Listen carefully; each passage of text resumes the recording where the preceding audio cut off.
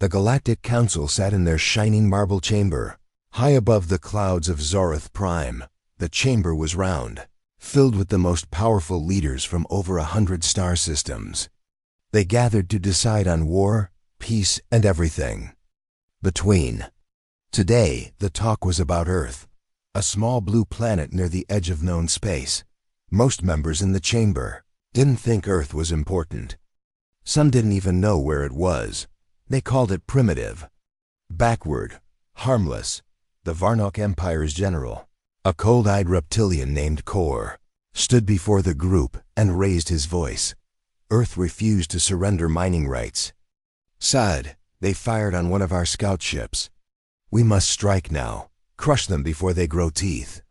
Laughter broke out across the room. The idea that Earth could be a real threat seemed like a joke. But not everyone was laughing. In the corner sat Alira, a quiet ambassador from the Torvek species. She had visited Earth years ago. She had seen something others hadn't. Alira stood up slowly. I do not believe they are as weak as you think. Humans are ... strange, emotional. But when pushed, they don't break. They fight, Kor hissed. Let them fight. We have dreadnoughts. They have old satellites and ground cannons. This won't be a war. It will be cleanup, the council voted. It was nearly unanimous. Earth was to be tested. The Varnock Empire would send a warning fleet, 3 dreadnoughts, no more. Just enough to show power. News traveled fast. Across the galaxy, it became clear. Earth was next, but far from the council. Deep under the Nevada desert, something else was happening. In a secret underground base, an old war machine began to stir. The lights flickered on. Heavy doors groaned open. The ISV Titanfall, once the pride of Earth's defense fleet, was waking up. Admiral Cole Barrett hadn't worn a uniform in 10 years. He lived a quiet life outside Phoenix, Arizona. But that night, a knock came at his door. A messenger handed him a chip. No words. Just a nod. Barrett played the message. It was short. Sir, Varnock forces approaching. The council voted for war. Earth Command requests your presence. Barrett stared at the screen. So it's finally come, he whispered. He packed a bag and flew to Nevada. Inside the base, the air was thick with dust and tension. Young officers saluted him as he passed. Some had only read about him in training manuals. Barrett walked into the command center. What's the plan? A woman with short brown hair stepped forward. Commander Talia Griggs, weapons engineer. We're bringing Titanfall back online, but we need a leader. Barrett nodded. Then let's get to work. Meanwhile, the Varnock dreadnoughts arrived near the moon. Huge black ships that moved like shadows. Their weapons were locked. A message was sent to Earth. Surrender your planet in 20 hours. Resistance will lead to destruction. President Lavra Beck gathered Earth's leaders. There was fear in the room. But there was also fire. We will not surrender, she said. We've survived worse. And we have our answer. The council watched from their feeds. They expected Earth to beg. Instead, they saw movement. The Titanfall left its underground hangar, rising through layers of rock and steel. Its hull was black with veins of orange, energy pulsing like fire. No one had seen it in years. Cole Barrett stood on the bridge. His voice was calm. Bring weapons online. In orbit, the Varnock prepared to strike. Their main ship opened its cannon bays. But then something unexpected happened. The Titanfall fired first. A railgun blast sliced through space and hit one of the Varnock ships straight in the engine. The explosion lit up the dark side of the moon. The council chamber fell silent. One of the elder members whispered, "What have we done?" Earth wasn't bowing. It was biting, and somewhere in the stars, the rules of power were starting to change. The 3 Varnock dreadnoughts floated just above Earth's orbit, their shadows darkening the stars behind them. Each was the size of a city, armed with plasma cannons and shield arrays that could crush most known fleets. Their commander, Varnuk General Threx, sat in his throne-like chair, looking at Earth through the ship's view screen. "Send the message again," he growled. "Let them know we are not patient." A cold voice echoed through the human communication network. "Earth, this is your final warning. You have 12 hours to surrender control of your planet or face total destruction." Down on Earth, President Lavra Beck stood inside the United Space Defense Command bunker. A thick layer of steel and concrete covered the walls. Screens showed live feeds of the enemy ships. Every nation on Earth had sent a representative, but all eyes were on her. She looked calm, but her hands were tight fists. "We've made our choice," she said. "We don't back down." Her advisors exchanged nervous looks. Some wanted to buy time, others wanted to launch a full attack, but most of them looked to one man now, Admiral Cole Barrett. Barrett stood straight, wearing the dark uniform of Earth's past wars. "We don't have the numbers to win a traditional fight," he said, "but we don't need to fight like they expect." Talia Griggs and her engineering team had been working nonstop inside the ISV Titanfall. The ship had been asleep for decades, but it was almost ready now. Deep in its belly, ancient systems were humming to life. One of the engineers shouted, "Railgun coil at 90%. Stealth armor locked." "Good," Talia said, brushing dust from her sleeve. "Start prepping the drone bay. We're going to need every trick this ship has." In the hangar, young pilot Mason Clay suited up. He was the best pilot in his class. Reckless but smart, he ran his hand along the side of his fighter. A sharp-winged machine called a Razorhawk. "Think they'll notice me up there?" He asked his wingmate. "If they do, we're already dead." She replied. Back in orbit, the Varnuk began powering up their main weapons. Bright blue lights pulsed along their ship's spines. They weren't waiting anymore. Barrett stepped onto the bridge of Titanfall. The crew stood and saluted. Lights flickered across the ceiling as power surged through the ship. "Admiral on deck," Mason said with a grin. Barrett nodded. "Let's remind them, Earth isn't a hunting ground." The Titanfall left its hangar beneath Nevada and pushed through the clouds. Its black hull shimmered under the sunlight behind. A fleet of old human warships followed patched-up vessels from old wars. Some called them junk, but now they were Earth's shield. The Galactic Council watched the feat in disbelief. Alira sat forward in her chair, eyes wide. "They're not surrendering." "No," said one of the council leaders. "They're challenging the Varnuk." As Titanfall moved into position behind the moon, Earth's defense satellites came online. Dozens of small weapons platforms, once hidden, now turned their guns to the sky. Threx narrowed his eyes at the view screen. "So they want a fight," he muttered. "Give them one." The Varnuk fleet opened fire. Plasma bolts lit the sky like a storm of suns. The first wave aimed for Titanfall, hoping to crush the old ship quickly, but Titanfall moved faster than expected. It dodged left, releasing counterflare drones and reflecting beams. Its AI Atlas had calculated every angle. "Return fire," Barrett ordered. The railgun spun up with a thunderous hum. Then it released a single shot. The bolt punched through space, slamming into the enemy ship's side.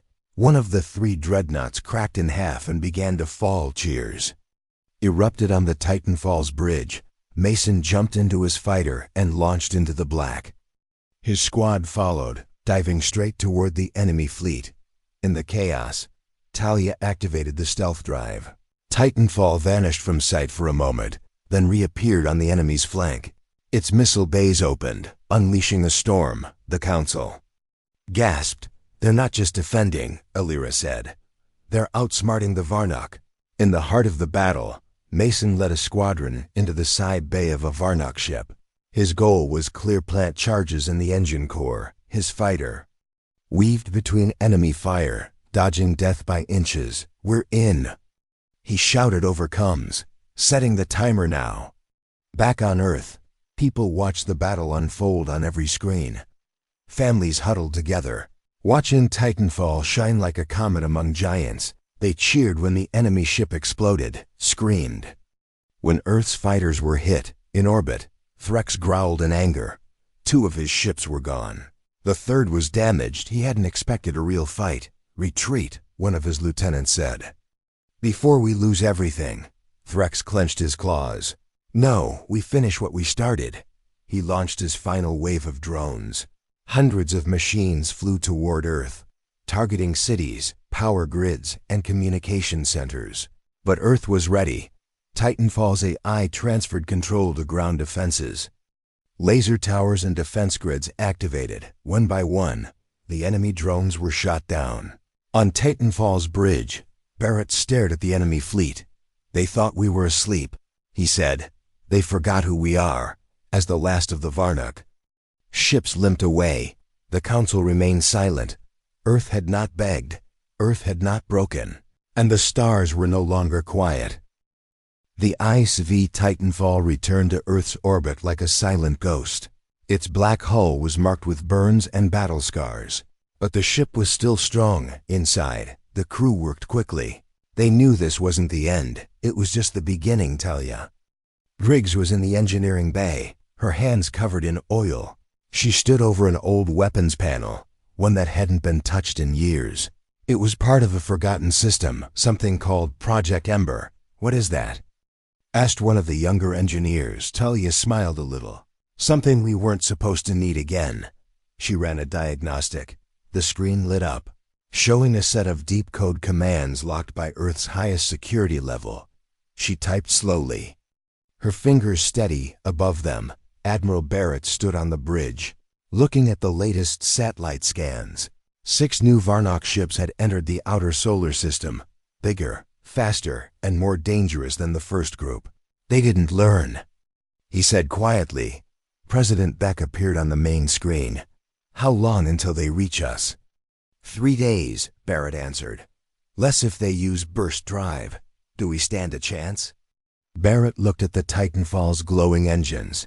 If we fight smart, down in the hangar. Mason Clay trained new pilots. Most of them had never seen real combat. Their hands shook as they gripped the controls. Mason didn't yell. He just showed them how to fly tight and low, how to move like shadows. You don't need to be the fastest, he said. Just the one who gets home. One of the recruits asked, why do you fight? Mason paused, then said, because someone has to. Back at the council chamber, Illyra watched the footage of Titanfall's return. The council argued about what to do next. Some wanted to send peace talks. Others wanted to stay quiet, pretending. They had nothing to do with the Varnok decision. Illyra stood up. You all voted for this war, she said, and now you want to hide. The room grew quiet. If you send more ships, you won't win, she warned. You don't understand. Earth. The council ignored her. They voted again, this time. They approved full Varnok reinforcements. 10 ships would follow the next wave. A full fleet, back on Earth. Talia unlocked the final code in the Project Ember system, a hidden platform. Opened under Titanfall's core, revealing a set of experimental weapons. One of them glowed with red light. This could tear holes in space, one engineer whispered. That's the point, Talia said. She sent the data to Admiral Barrett. He reviewed it silently. His old eyes studied the weapon like it was a piece of history he never thought he'd see again. Can we control it? Talia replied, no promises, Barrett nodded. We might not get another chance. Mason launched a scouting mission with 2 other pilots. They flew toward the asteroid belt, using the rocks as cover. Their goal was to find the enemy's path and maybe slow them down as they reached the outer edge. Mason spotted something strange. A Varnok ship had stopped and was building something, a relay station. It would allow them to guide the rest of the fleet in faster. We have to destroy that, Mason said. But we're outnumbered. His wingmate replied. Mason grinned. Then we'll just have to be clever. They flew low along the asteroid surface, hiding behind debris. Mason used his ship's gravity anchor to pull a large asteroid into the relay station. It struck hard, tearing the structure in half. Varnok fighters gave chase. Mason ordered his team to split. One was hit and lost control, spinning into the void. Mason stayed behind to cover the retreat. His ship was damaged but still flying. He returned to Titanfall with fire across his wings. Talia met him in the hangar. "You could have died," she said. "But I didn't," he replied, smiling. "Did we buy time?" "Yes," she said. "Just enough." The Titanfall crew worked through the night. The experimental weapons were installed. Mason's ship was patched up. The old warship didn't look pretty, but it was more dangerous than ever. Barrett stood before his crew. "The Council sent these monsters thinking we'd kneel," he said. "But we're still standing." Cheers filled the ship, and now we remind them what Earth really is. As the new Varnock fleet entered the solar system, they found space empty and quiet. No human ships in sight, no resistance. They moved forward with caution, then Titanfall appeared behind them, cloaked, silent, its weapons armed. The trap was ready, and Earth's real fight had just begun. The Varnock fleet moved slowly through space. Their scanners were sharp, checking every direction. They had expected a battle by now, but space was silent. It felt wrong. Inside the lead Varnock ship, Commander Threck stood over a table covered in holograms. "Why are they hiding?" he growled. "What are they planning?" A soldier replied, "We see no signs of human ships, sir. Only debris fields and asteroid movement." Threck stared at the screen, then tapped a red symbol. "This area, what is it?" "An old mining zone," the soldier answered. "Abandoned years ago. Set course there," Threx ordered. "They're not running, they're waiting." Behind the fleet, cloaked in deep space, the ISV Titanfall floated silently. Atlas, the ship's AI, tracked every enemy move. Its voice echoed on the bridge. "Varnock fleet entering target zone, Admiral." Cole Barrett looked at the star map. "Then it's time." Talia Griggs and her team activated Project Ember. Energy surged through Titanfall's core, red light glowing beneath the hull. The experimental weapons hummed like a living thing. "System ready," Talia confirmed. "But we only get one shot." "Then we make it count," Barrett said, in the hangar. Mason Clay climbed into his fighter. This time, he wasn't going alone. 2 full squadrons stood ready, each pilot trained and tested. He looked at his team. "This isn't just defense," Mason said. "We hit hard, we move fast, and we get out. Follow my lead."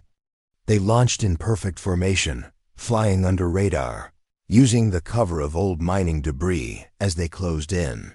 They saw the massive shape of the Varnock Fleet 10 warships, each pulsing with energy. Atlas sent the command, "Begin distraction."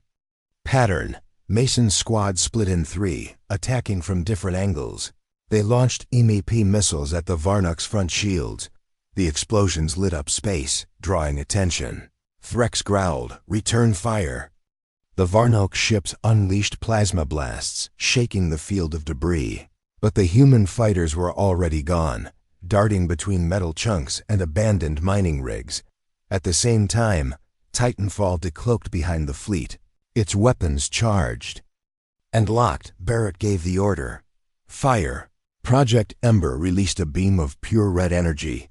It cut through 2 Varnock ships in one stroke.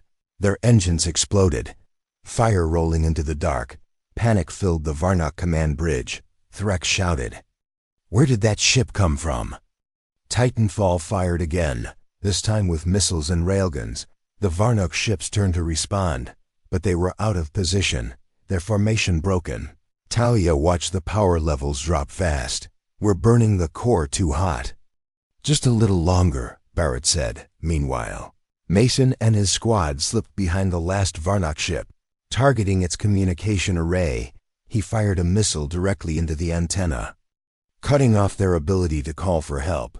"Target down," Mason said. "They're deaf." In space, everything moved fast, but for the crew of Titanfall, it felt like forever. Explosions echoed in silence. Ships broke apart, and lights faded into the void. Then one of the Varnock ships turned toward Earth, planning a final strike. Its engines burned bright, pushing it past the battlefield. "They're trying to bypass us," Barrett said. "Talia?" She nodded. "I've got one last shot." She rerouted power from the ship's backup systems. Overloading the Ember weapon, the beam fired again, brighter than before. It struck the fleeing ship, piercing its core. The explosion lit up the entire region. The battlefield went quiet. Only 3 Varnock ships remained. Drifting and damaged, they turned away, fleeing into the dark on Titanfall's bridge. The crew stared at the screen, breathing heavily. We did it. Someone whispered. Barrett didn't smile. He just looked at the stars. This was round 2, he said. There'll be more. Back at the Galactic Council, the chamber was silent, for once. Even the loudest members had nothing to say. Illyra stood slowly. You sent killers to Earth, she said. And Earth sent them back in pieces. Some members looked away, ashamed. Others looked afraid. The council leader spoke finally. We underestimated them. Yes, Illyra replied. And we're lucky they're not like us. On Earth, people celebrated in the streets. Lights filled the skies, and music echoed in every city. For the first time in many years, the planet felt united. But inside Titanfall, repairs had already begun. The ship was still damaged, systems still failing. And in the shadows of deep space, new threats waited. Mason sat beside his fighter. Helmet in his lap, Talia joined him, handing him a water bottle. You scared me out there, she said. I scared myself, he replied. But we held the line, Barrett walked past them, heading toward the command room. He stopped and looked back. You both did good, he said. But don't rest too long, this war isn't over. And as the stars burned quietly above, Earth's defenders prepared for whatever came next. Inside the damaged Titanfall, sparks flew from broken wires. Engineers moved fast, trying to fix the ship's wounded systems.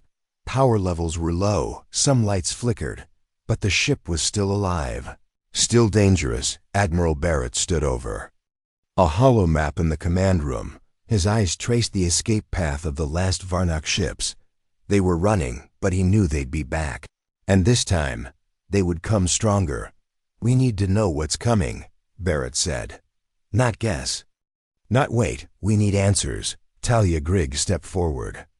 We can track their path using residual warp signals. It's weak, but it's something. Barrett nodded. Do it. Meanwhile, Mason Clay sat alone in the hangar, staring at his ship.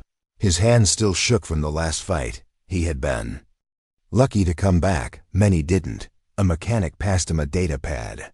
Command wants you to lead the recon mission. Mason looked up. When? Now. Minutes later, Mason and 2 stealth fighters launched from Titanfall.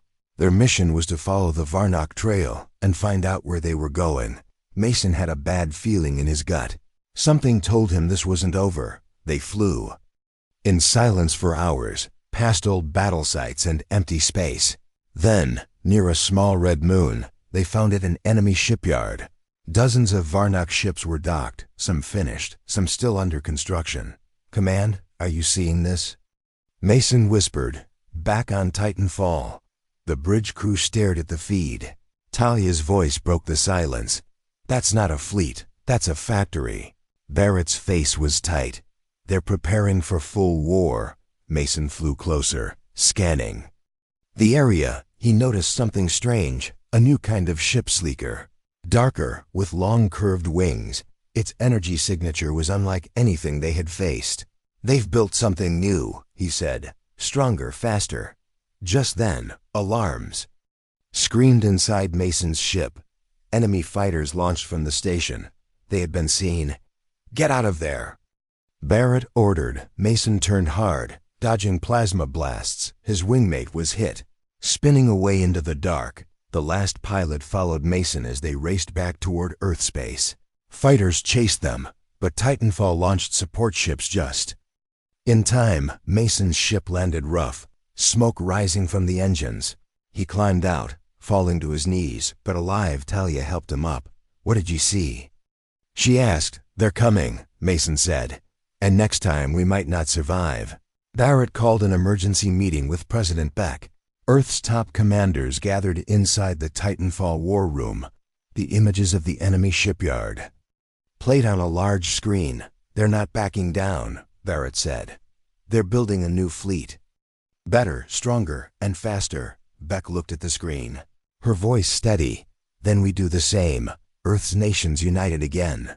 Resources poured into building new ships. Scientists studied the energy readings Mason brought back. Talia worked with a new team on something secret, Project Void Core.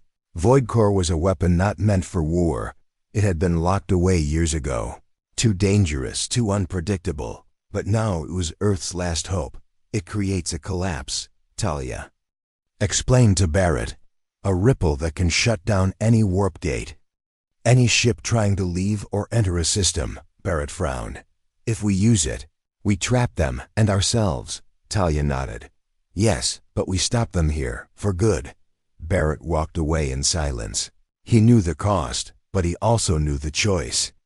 Wasn't easy. Days later, Mason stood with his new squad. They were younger than before, but trained harder. He saw the fire in their eyes, the same fire he once had. "You're flying into the unknown," he told them, "but you won't be alone. We fly together, fight together, and come home together." Titanfall's hangars were full again, fighters ready, weapons charged. And in the dark of space, Earth's enemies waited. As Titanfall moved into position near the outer edge of the solar system, the stars ahead seemed colder. The final battle wasn't here yet, but everyone knew it was close.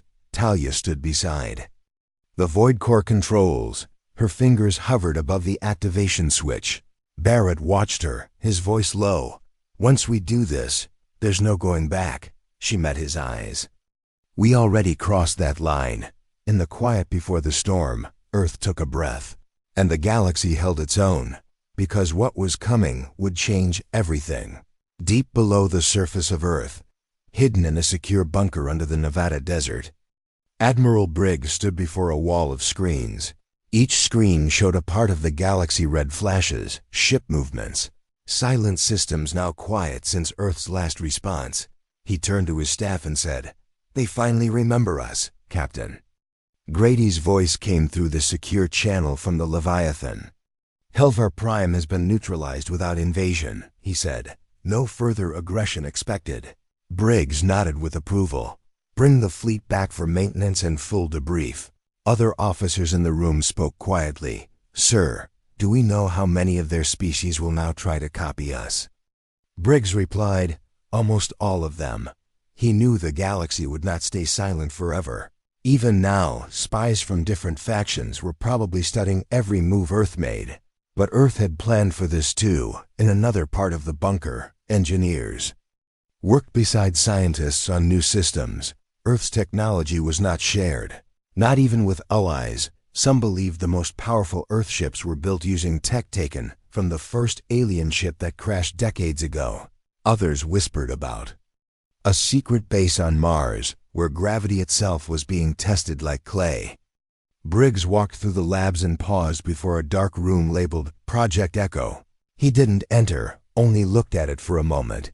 That room held Earth's future answers for questions the galaxy had not even asked yet. Meanwhile, back aboard the Leviathan LT, Rivers reviewed mission logs with Goliath.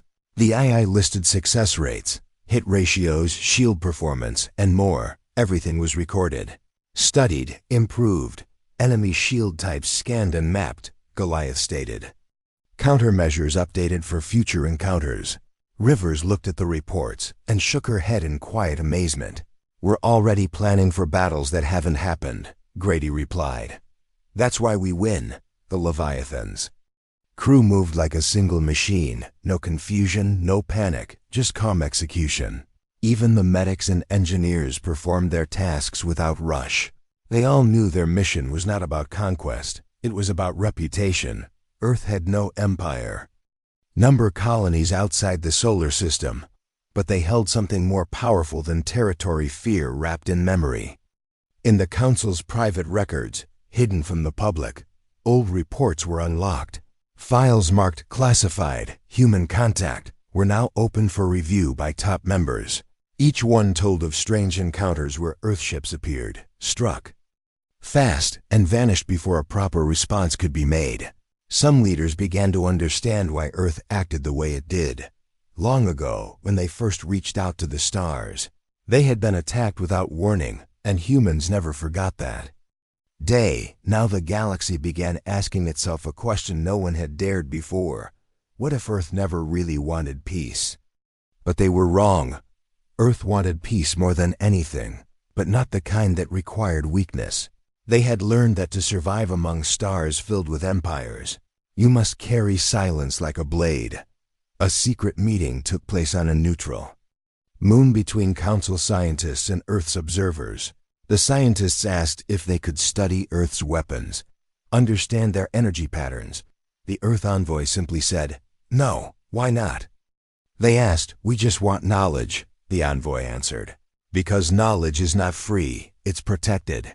Back on Earth, in classrooms hidden behind normal schools, young cadets trained in strategy that no alien could guess. They didn't just study battles, they studied patience, silence, and how to end fights before they began. In space, other ships followed Earth's path. Older vessels like the Hammerfall and the Silver Crest were recalled for upgrades. A new class of destroyers was being built, smaller, faster, smarter, not meant to fight large wars, but to stop them before they ever started. Rivers received word from Earth Command. "You are cleared for station return." She nodded and looked at Grady. "Do you think they'll come again?" Grady thought for a moment and said, "Maybe, but not soon." He looked out the main window, watching the stars move slowly as the Leviathan began its return journey. Then he added, "Next time, they'll try to copy us." Rivers asked, "Can they?" Grady answered, "They can try, but they don't understand what makes us different. It's not just tech." She asked. Grady shook his head. "It's our reason," he said. "They fight to rule. We fight so we never have to again." And with that, the Leviathan entered deep space, leaving behind only whispers of its presence. On distant planets, leaders met in secret to talk about Earth. Some wanted revenge, others wanted to learn, but most just wanted to be left alone, and all of them now agreed on one thing: never push Earth to speak with fire again. On a quiet asteroid station hidden in the far reaches of space, a secret meeting was held. The old council was gone, but a few of its former members gathered under shadows in silence.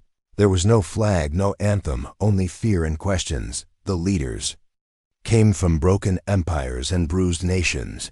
Each of them had seen Earth's power with their own eyes, or heard it from trusted voices. They sat around a narrow table, watching recordings again and again. The room was cold, but not from temperature. It was cold with memory. "Can we stop them?" One leader asked quietly. Another responded, "We can try, but we must not copy them. We must become something new." A tall figure stood in the back. His name was Solith, a military strategist from the ruined Varnari fleet. He spoke with a voice that held both anger and fear. "We lost not because they were strong," he said, "but because we didn't understand how they think." He walked to the center of the room and tapped the display. A map of known systems lit up, showing Earth's movements. "They don't spread," Solith said. "They don't occupy. They don't need to," someone replied. "Their silence is louder than our speeches." Solith nodded. "They made a story from fear, and now even our children believe it."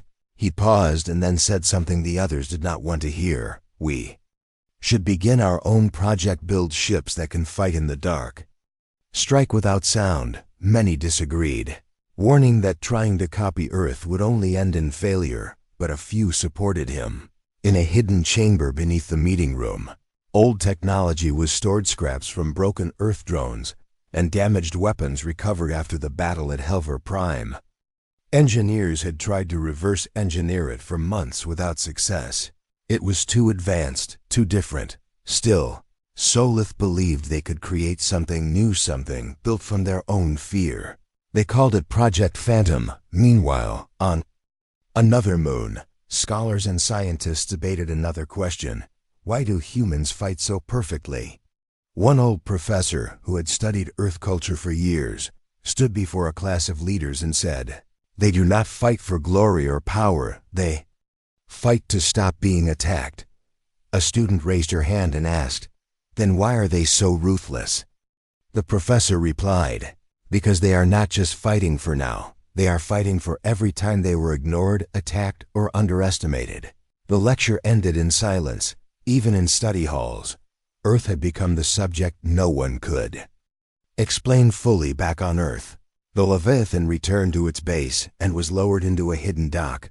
Crews worked quietly, removing weapons, reviewing data, and checking systems. Grady stepped off the ship and walked down the long corridor with Lt. Rivers beside him. "Think they'll try again?" she asked. Grady replied, "Not soon, but someone always thinks they're different." Inside the war room, Admiral Briggs welcomed them back. "Well done," he said. The message was sent without a single word shouted. Grady nodded and sat down. "The council is broken, but others are already watching." Briggs showed them a feed of ship movements in distant systems, small, secret, but clear. "Someone is planning something," he said. Grady replied, "Then we prepare again." In orbit above Earth, a new station was being built. It was not large, but it held new tools, new weapons, and something more: early warning systems tied to Earth's deep scan tech. No one on Earth talked about war. People lived their lives, children played, and news stories returned to normal things. But under the ground and high in space, Earth stayed ready, and across the stars, in back rooms and hidden labs, the next threat was forming. But now it moved differently. It didn't laugh at Earth, didn't ignore its warnings. It studied, planned, and waited. In a quiet lab, blue lights, Solith stood before his new ship prototype. It looked nothing like Earth's design, more organic, more adapted for stealth and speed. A scientist walked over and asked, "What will you name it?" Solith replied, "We'll call it the Mirror, because even now, the galaxy didn't want to destroy Earth. They wanted to become its reflection. But they forgot one thing. A reflection can never strike first. It only follows, and Earth never waits for a second strike." Years passed since the great battle. The stars above Earth were peaceful, but the memory of war was still fresh in every mind.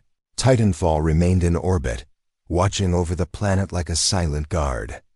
Admiral Barrett had retired at last.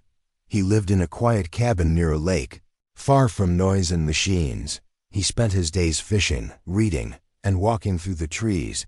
But sometimes at night, he would look up at the sky and remember the silence of space. Talia Griggs became head of Earth's Defense Innovation Division. She designed new ships, new shields, and new weapons. But more than that, she trained young engineers to think smart, not just build strong. Mason Clay stayed with the fleet, now a captain. He led a squad of the best pilots in Earth's history. People called them the Black Wings, known across space for their skill and bravery. The Galactic Council had changed too. Earth now had a seat at the table. And not just any seat, it was at the center. Ambassador Alira worked closely with humans, helping them understand other species and helping others understand Earth. There were no more attacks. The Varnok Empire had collapsed after the war. Their fleets were broken, their leadership scattered. Some of them asked for peace. Others disappeared into the dark corners of space. One day, Talia received a message from deep space. It was old, broken, but still clear. A signal from a Varnok survivor. "Help us," it said. "We are not your enemy anymore." She took the message to Mason, who brought it to the council. Many voices spoke. Some were angry, others afraid. Barrett was called in to give his advice. He stood before the council, older now, but still strong. "We won the war not just because of our weapons," he said. "We won because we stood together. If there is a chance to help without risking our people, we take it." The council agreed. Earth sent a small team led by Mason and Talia to the Varnok ruins. They found broken cities, quiet skies, and a people that had lost everything. "We're not here to rule," Mason told them. "We're here to help you rebuild if you want." Some Varnok turned away, but others nodded slowly. It was a beginning. Back on Earth, students learned the full story, not just of war, but of peace. Museums displayed parts of Titanfall, pieces of fighters, photos of those who fought, and those who were lost. Children looked up at the stars with wonder, not fear. They dreamed of exploring, not defending. They wanted to know, not destroy. Talia stood on the deck of a new ship, the ISV Phoenix. It was twice the size of Titanfall, faster, stronger, but built with lessons from the past. She watched as it lifted into space, its engines lighting the sky. Mason watched from the ground, pride in his eyes. "We're ready now," he said, "not just for war, but for the future." In his cabin, Barrett turned off the newsfeed and smiled. He didn't need to be in command anymore. He had done his part. Now it was their time. The galaxy began to change slowly. One alliance at a time, trade ships replaced war fleets, science missions replaced scouts, and peace, for the first time in ages, seemed possible. But Titanfall was never shut down. It remained in orbit, upgraded and polished, not because Earth feared attack, but because it remembered. Above its deck, a plaque read, "In silence we prepare." And across every corner of the stars, that message remained. Earth was not the biggest, not the oldest, but it was the one no one would forget, because long ago, the Council froze in shock, wondering who would dare attack Earth. And now they knew what it meant to face humans. They knew what it meant to fail. And they remembered forever that Earth may bend, but it never breaks.